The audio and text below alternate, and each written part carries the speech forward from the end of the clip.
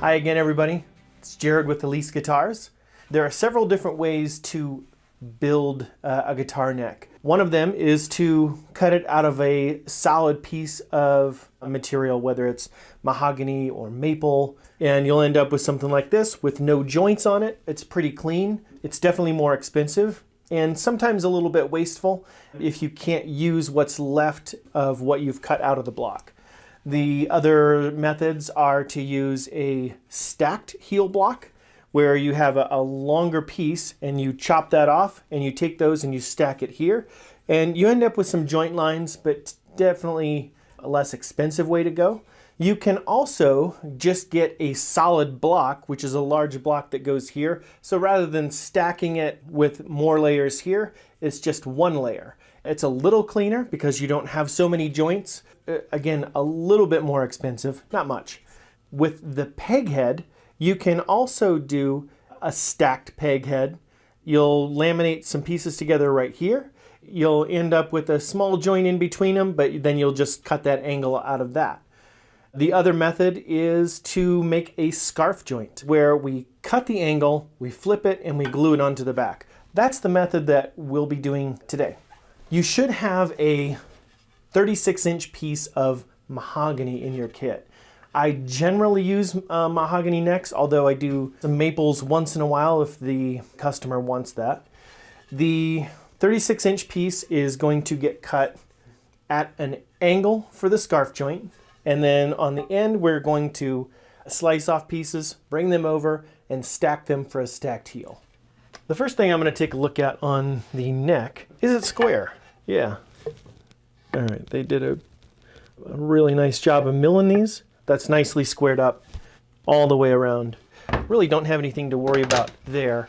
Occasionally you'll see a piece that isn't, and you'll have to take one of these sides or one of the faces and joint them. Just make sure that if you have to do that, that you've got enough width for your peg head if you're gonna join the side. I just use that to make sure that I'm gonna have enough width. There's no issues whatsoever. This is plenty wide. All right, so on the scarf joint angle, what I am gonna be looking for is around 15 degrees, somewhere between 12 and 15. 14 or 15 is great. I will usually come in about 170 millimeters from here. There's 170. And then my angle, what I'm looking for on that angle of the peg head, like I said, somewhere between 12 and 15. And I measure that out. Got a protractor, got my center. Then I can measure it exactly where I want it at 14 and a half. Okay, so there's my angle.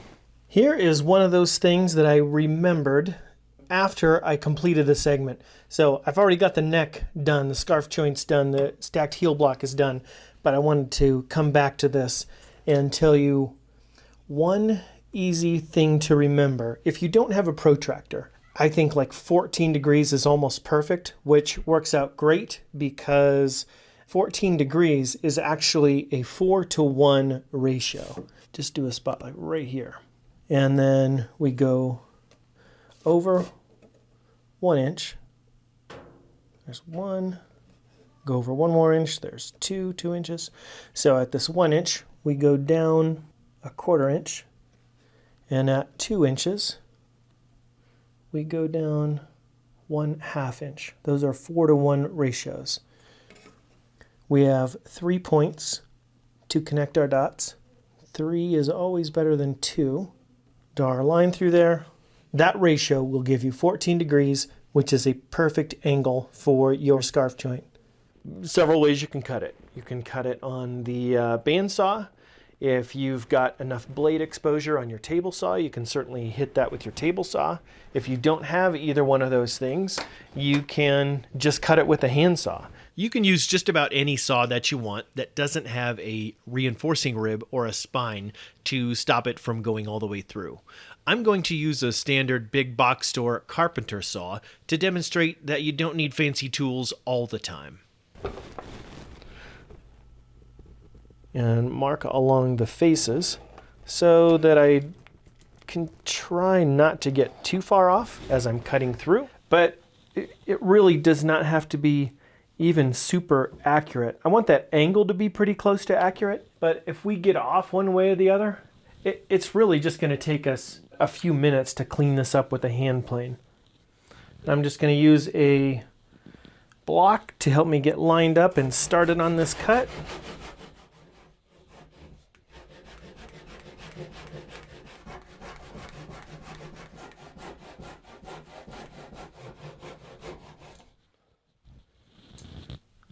The cut's not too bad, but it's pretty rough inside here, but that's okay. We'll just take a couple minutes and clean it up with the hand plane, and we'll glue that scarf joint on. I've just put this in my vise. I'm going to put a small block under here, right just underneath it, so that it doesn't slip around.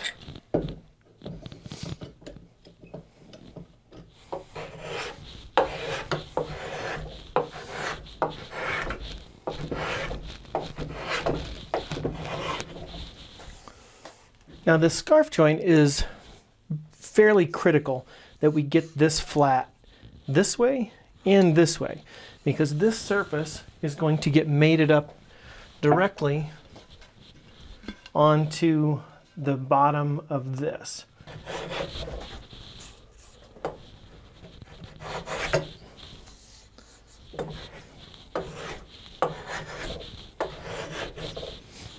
Okay, let's see here. Feels like I got a little bit of a high spot in the middle. Just right there.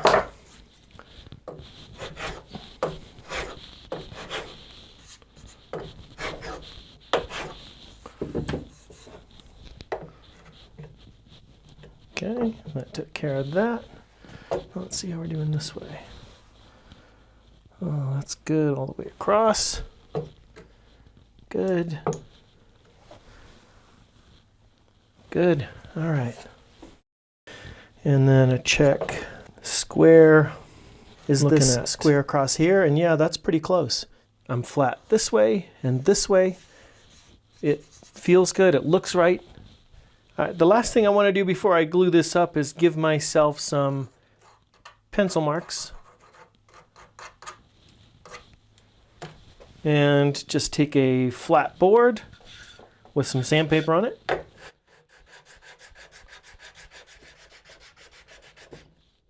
Now make sure that when you go across, you're not putting any force on it this way. It's real easy to do because this is not very well supported out here on this tip. Okay. That is good. Get one more check. Good. Good. All right, we are set. Okay, now I'm going to take the rest of the neck blank that we're going to glue it up on. And I'm going to put some pencil marks on it right there where the joint's going to be. Take this sandpaper board back to it. I'll double check it. Yep. Yep. Yeah, we're good there. Okay, so that is perfectly acceptable to glue that joint up to it. So all this prep really took me, all of 7 minutes, maybe tops, to get it cut, planed, sanded, and ready to glue up. On the bandsaw or the table saw, it wouldn't have been any faster. It might have taken me a little bit longer to try and get something set up and get the angle just right.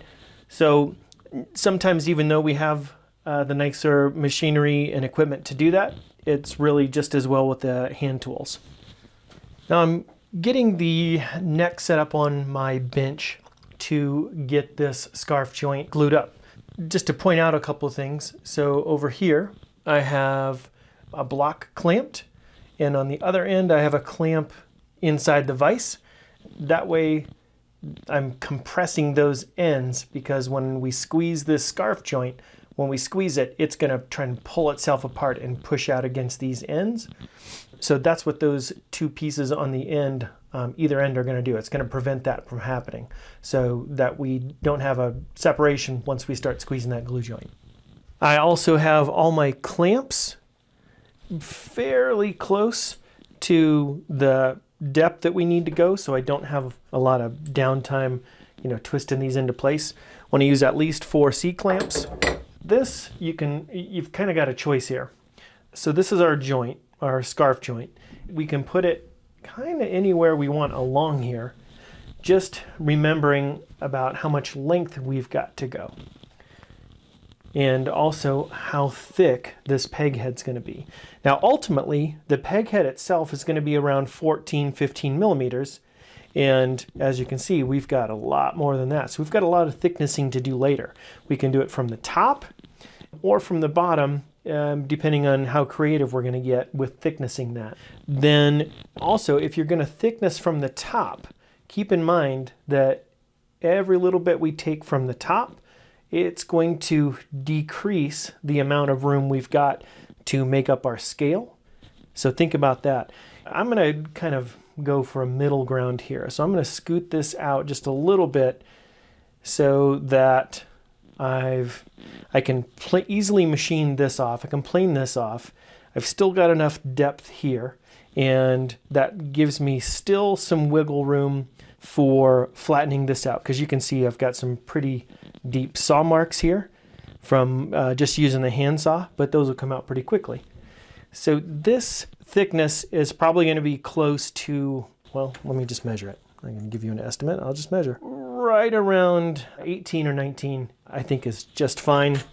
That does leave me some wiggle room here to thickness, and also doesn't cut into this very much. So I've got enough room to accommodate the scale later. I just have a piece of notebook paper underneath this to catch the glue so I don't glue the neck to the bench. And then once I get these glued, I'm going to take a clamp and clamp this right here so that that joint doesn't try to scissor itself away. I want to keep that nice and flat. And I do use a clamping caul on the back so that I don't dent this up. I'm hoping that in planing this down and thicknessing this, that I don't have to do too much work on the back, because it's much more difficult to work this back than the front. So I have this caul on here that is just a little bit lower than the width of the neck. That allows me to put a nice clamping force down on here without this interfering. I don't worry about clamping the top because I'm going to be machining this later anyway, so I don't put a clamping caul up there. It doesn't need a ton of glue. Like I've said before, we're always kind of riding this line between too much and too little. You don't really want to err on either side, but the more glue that you have in this is a really wide glue joint. So it's going to take a lot more pressure in the middle to squeeze that glue out if you've got too much. You really want enough so that the grain underneath is a little bit, well, so that the glue is a little translucent. You can still kind of see the grain pattern underneath. I think that's pretty good.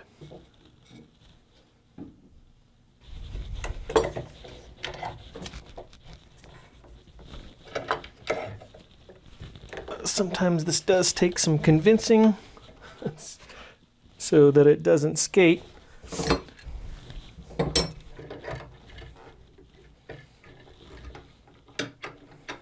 These are all in place.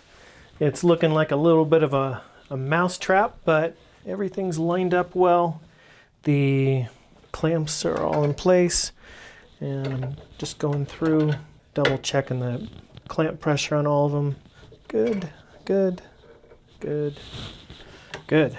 Now this joint needs to set up for 30 to 45 minutes, and after that we'll take it out, take a look at it, make sure that it's as good as I think it is, and then I'll clean it up, get ready to start on the stacked heel. It has been a little over 45 minutes.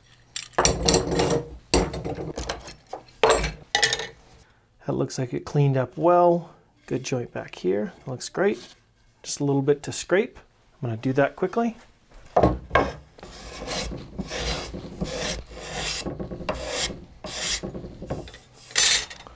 Okay, that's done. A little bit of glue residue off of this side.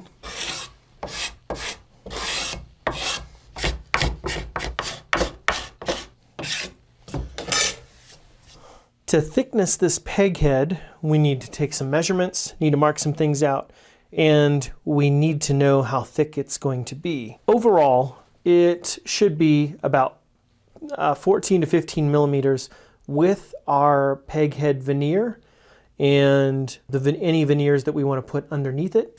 Now, if you use veneers like this wood peg head veneer, and then 1, 2, or all 3 of these fiber veneers, the total thickness on these is about 4 millimeters, which if we want to have this at 15, that gives us 11 here. That means we want to figure out where to thickness this to get 11. If I can avoid thicknessing on the back side, that is way better, because it's just easier to get to this top side. That's why I adjusted this so I could take some off of this side. Now if we measure here at 11 millimeters, there's 11, draw us a line. That line should give us our 11 millimeter thickness, which puts us about right there.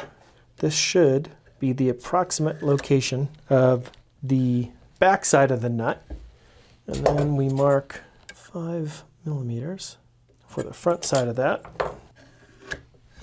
This is where our scale is going to start. So we're going to measure from here going forward to figure out about where our neck can get cut for our stacked heel block as well. But before we get to that, let's finish this off and get this trimmed up. Now this I am going to take to the bandsaw to get fairly close to this 11 millimeter mark.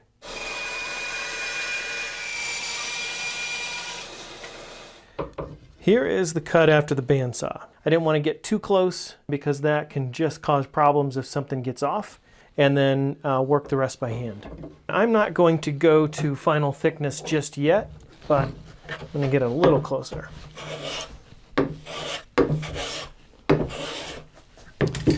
One thing that can happen here is as we're pushing across, this is a little harder to plane because this is half long grain, half end grain, but it is more difficult to plane than this part, which is all long grain.